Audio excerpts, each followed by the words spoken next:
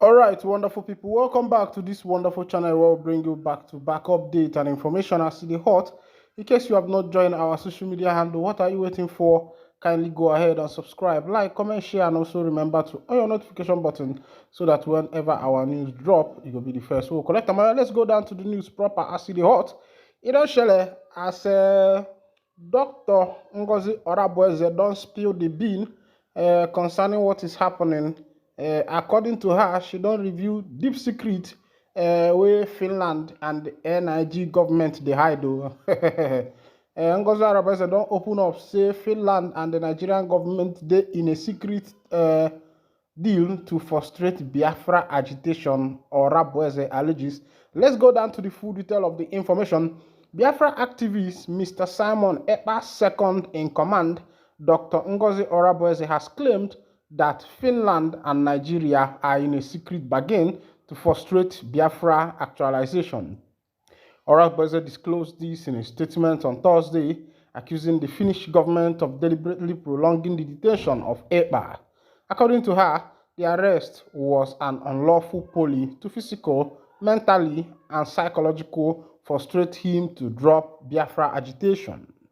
Orabueze called for the immediate release of Ekpa while the investigation of his alleged offences continues in line with the European Union treaties. There was a purported bargain between Finland and the Nigerian government to silence the voice of Biafran citizens led by Simon Ekpa. The Finland government long continued detention of its citizen Simon Ekpa while investigation is ongoing for a purported terrorist act complaint from Nigerian Smart, a calculated attempt for Finland to sell its EU citizen to Nigeria. The unlawful action by the Finland government is to psychologically, physically, and emotionally break Simon Ekpa. Echoing the same context as the Organization of Emerging African States, OEAS, Finland's action to hurt African freedom fighters is not only destructive to innocent individuals seeking self-determination, but also increases the death of innocent citizens that are being protected by the freedom fighters. Finland and Norway should respect human rights, self-determination, and self-defense, and not participate in the criminalization of freedom fighters such as Simon Ekpa. He should be released while their investigation continues. The independence of Biafra is not an individual thing, she stated. It could be recalled that the OEAS on Thursday in a press conference raised an alarm over the continued detention of Simon Ekpa and Ayaba Cho in Norway and Finland over alleged terrorism acts. All right, this is coming from Dr. Mrs. Ngozi Orabueze on the issue that concerns the Prime Minister of the Biafra Republic government in exile, Mazi Simon Ekpa Nwanjoko. According to Dr. Orabueze, she has alleged that the Finnish government and the NIG government are in a secret deal to frustrate the Biafra freedom fighters. Of course, you know that Simon Ekpa was arrested in Finland on November 2024. That was towards the ending of November, either around the 10th or thereabout. No, yes, or thereabout. He was arrested before the convention, the Biafra convention, where the independence of the Biafra people was declared by Dr. Ngozi Arabuese. Of course, Ekpa was the one who was supposed to chair that particular event, but as a result of his arrest, he was not on ground, and Ngozi Arabuese shared it. But as it is now, there is a lot of kepu and katakata inside the in-house between Akparawa, Ogen Kere, and all of them. You know, I think the battle is who is supposed to be the head. And Orabueze now has spoken the truth of what is happening according to her, that NIG government and the Finland government are in a plot to frustrate the Biafra agitation. As it be, Southeast governors has been accused of frustrating efforts to release the leader of the indigenous people of Biafra, Mazi Nnamdi Kanu. But one governorship aspirant said that he is not against Mazi Nnamdi Kanu's release. Well, of course, you know that whenever Southeast politicians are vying for an office, you see them bringing up the issue that concerns Mazi Nnamdi Kanu. Let's go down to that information. A governorship aspirant for the All Progressive Congress (APC) in Anambra State, Onyeka Nwafor, has expressed support for the release of Nnamdi Kanu if it would bring lasting peace to the Southeast region, citing the economic hardship caused by ongoing insecurity. According to a report by Vanguard on Thursday, Nwafor believes that the current administration led by Governor Charles Soludo has not effectively addressed the escalating security issues plaguing the state, particularly the weekly sit-at-home enforced by unknown groups. The issue of sit-at-home is Southeast, and I believe that once there is a political will to it, first and foremost, I am not against the release of Nnamdi Kanu. If his release is what would bring peace, I will support it because businesses are going down at the moment, Nwafor said. Speaking on Arise TV on Thursday, January 23rd, 2025, Nwafor discussed his proposed approach to tackling the security challenges facing Anambra. He emphasized that while he is not opposed to calls for Kanu's release, his primary focus will be to restore law and order in the state, where the sit-at-home has severely affected local businesses and general economy. He noted that the prevailing insecurity was a significant obstacle to progress and that a firm political will was necessary to resolve the issue.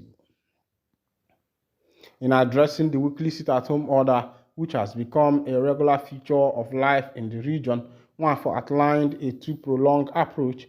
His government, he stated, would initially seek to engage in dialogue with those behind the enforcement of the shutdown. However, he made it clear that if peaceful negotiations fail, he would not hesitate to use force to deal with the situation. Nwafor vowed to deploy security forces to apprehend those responsible for imposing the sit-at-home, asserting that individuals behind the movement were not invisible, but merely human beings that could be identified and dealt with. We would ask questions when the time comes. Where are the people doing this? Arrests will be made. We will find out who they are because you cannot just say you will use force. You might need to apply some level of discussion. If discussion does not materialize, I will apply the use of force. All right, this is coming from a governorship aspirant of the All Progressive Congress, Mr. Nwafor. He said for him that releasing Kanu for him would not be an issue. And if that is going to bring a lasting peace in the southeastern part of Nigeria, he said he will make sure that that is done. But one thing I've known of these politicians, it happened in the tenure of Chukwuma Charles Soludo, where he was making efforts. He was on the social media speaking on the release of Kanu, telling the government so many things. Immediately he entered office, he forgot everything. Of course, that office where he was supposed to be, where he is, was supposed to be, a good platform for him to actualize whatever he wants to achieve, even moving out to meet other governors and making sure that Kanu is released. He never did something like that, but rather he went there, took picture with him, and that ended the case. All right, let's go to another information as the hot.